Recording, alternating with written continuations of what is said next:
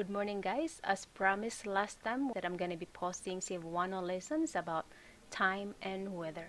If this is your first time watching Aurora's vlog, please don't forget to hit like and subscribe. You can click the subscribe down below, and I also have a playlist of Cebuano lesson. You can click them on your right hand upper corner. So anyways, let's jump to it. Let's start with time. What time is it? Unsang orasa na? Unsang orasa na? It's 10 o'clock. Alas 10 na. Alas 10 na. It's 1:30 p.m. Alauna imedya sa hapon. Alauna imedya sa hapon. What day is today? Unsang adlaw karon? Unsang adlaw karon? Today is Monday. Lunes karon. Lunes karon. Tomorrow is Tuesday. Martes ugma. Martes ugma. Yesterday was Sunday. Domingo gahapon. Domingo gahapon. What date is Friday? Unsang pitsaha sa Biyernes? Unsang pitsaha sa Biyernes? When is your birthday? Kanusa ang imong natawhan? Kanusa ang imong natawhan? When are you leaving? Kanusa ka molarga?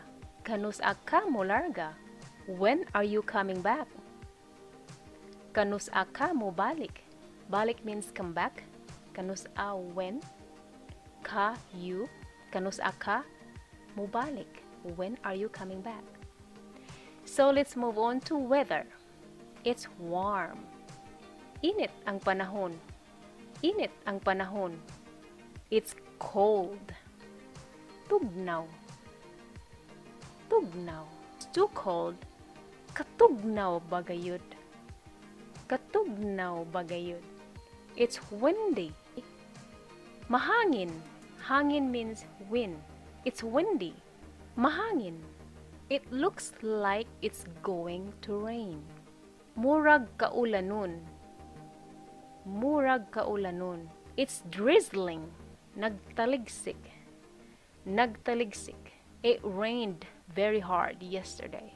Nag-ulan og kusog kahapon. Nag-ulan og kusog kahapon. It rained very hard yesterday. Nag-ulan, it rained. Kusog, strong or very, gahapon yesterday. Alright guys, that's it for today. I'm hoping that you are enjoying watching Aurora's Cebuano lesson. If you like this, don't forget to hit like and subscribe if you haven't already. Don't forget to hit that playlist button for Cebuano. I believe I have 9 already video on the playlist, Cebuano lesson. So anyways, thank you for watching Aurora's vlog. I will see you next time. Bye!